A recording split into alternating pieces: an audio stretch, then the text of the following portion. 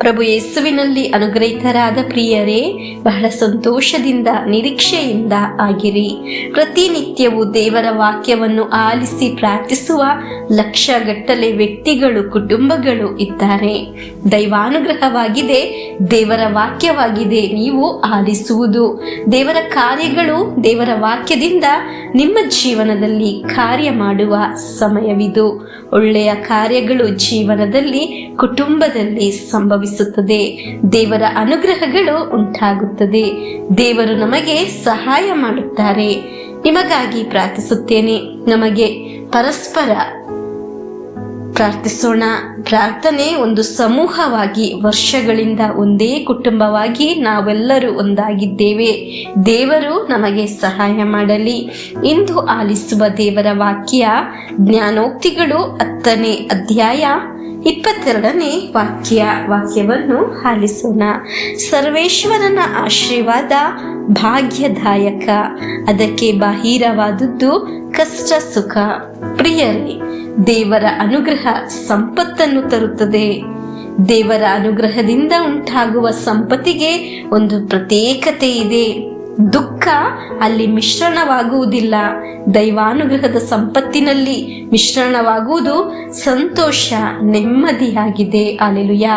ಅದರಿಂದ ಇಂದು ಪ್ರಾರ್ಥಿಸುವಾಗ, ದೇವರೇ, ನನ್ನ ಕುಟುಂಬದಲ್ಲಿ ದೈವಾನುಗ್ರಹ ಇರುವ ಸಂಪತ್ತನ್ನು ನೀಡಿರಿ. ದೈವಾನುಗ್ರಹ ಇರುವ ವಿದ್ಯಾಭ್ಯಾಸ ನಮ್ಮ ಮಕ್ಕಳಿಗೆ ಬೇಕು. ದೈವಾನುಗ್ರಹ ಇರುವ ವರಮಾನ ನಮ್ಮ ಕುಟುಂಬಕ್ಕೆ ಬೇಕು. ದೈವಾನುಗ್ರಹ ಇರುವ ಸಂಪತ್ತು ನಮಗೆ ಬೇಕು.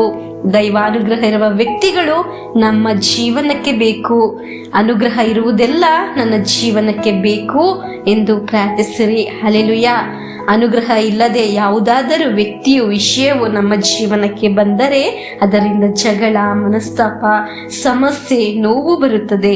ಅದು ಜೀವನದ ಆದಿಯನ್ನು ತಪ್ಪಿಸುತ್ತದೆ. ಆದ್ದರಿಂದ ಪ್ರಿಯರೇ, ಒಮ್ಮೆ ಪ್ರಾರ್ಥಿಸೋಣ. ದೇವರೇ, ನನಗೆ ಒಂದು ಅನುಗ್ರಹ ಇರುವ ಶುಶ್ರೂಷೆ ಸಾಕು. ನನ್ನ ಸಂಬಂಧಗಳು ದೈವಾನುಗ್ರಹದ ಸಂಬಂಧಗಳು ಬೇಕು. ಸಂಪತ್ತು ನೀಡುವಾಗ ಅನುಗ್ರಹ ಇರುವ ಸಂಪತ್ತನ್ನು ನೀಡಿರಿ. ನನಗೆ ಮನೆ ನೀಡುವುದಾದರೆ ಅನುಗ್ರಹ ಇರುವ ಮನೆಯನ್ನು ನೀಡಿರಿ. ಅನುಗ್ರಹ ಇರುವ ಬಾಳ ಸಂಗಾತಿಯನ್ನು ನೀಡಿರಿ. ಅನುಗ್ರಹ ಇರುವ ಎಲ್ಲ ವ್ಯಕ್ತಿಗೂ, ಎಲ್ಲ ವಸ್ತುವಿಗೂ ಬೆಲೆ ಇದೆ.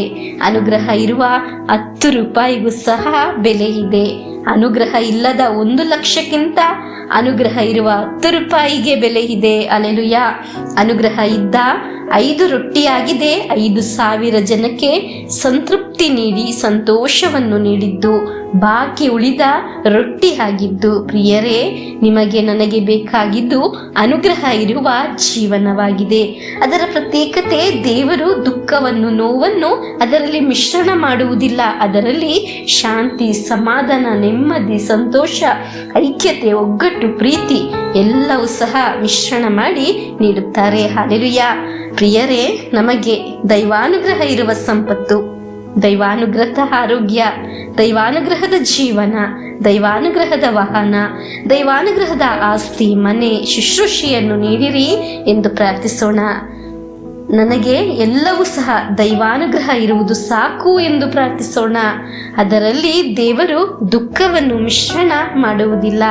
ಆಕಾಶ ಭೂಮಿ ಸೃಷ್ಟಿಸಿದ ದೇವರಲ್ಲಿ ನಮಗೆ ದೈವಾನುಗ್ರಹ ಇರುವ ಎಲ್ಲವೂ, ಸಕಲ ವರ ಪ್ರಸಾದವೂ ಲಭಿಸುತ್ತದೆ ಎಂದು ವಿಶ್ವಾಸಿಸಿ ಪ್ರಾರ್ಥಿಸಿ ಪ್ರಭು ಯೇಸುವಿನ ಆಶೀರ್ವಾದವನ್ನು ಸ್ವೀಕರಿಸೋಣ. ಆಮೇನ್. ನಮ್ಮ ಪ್ರಭು ಯೇಸು ಕ್ರಿಸ್ತರ ವರಪ್ರಸಾದವು, ದೇವರ ಪ್ರೀತಿಯು, ಪವಿತ್ರಾತ್ಮರ ಅನ್ಯೋನ್ಯತೆಯು ನಮ್ಮೊಡನೆ ಇರಲಿ. ರೋಗಗಳಿಂದ, ಅಪಘಾತದಿಂದ, ದುರ್ಮರಣದಿಂದ, ಅಗಾಲಿದ ಮರಣದಿಂದ, ಅಸೂಯೆಯಿಂದ, ಮೋಸೆ ವಂದನೆ ಇರಿಂದೆല്ലാം ದೇವರು ನಮ್ಮನ್ನು ಸಂರಕ್ಷಿಸಲಿ. ಹಾಲೆಲೂಯಾ. ಆಮೇನ್.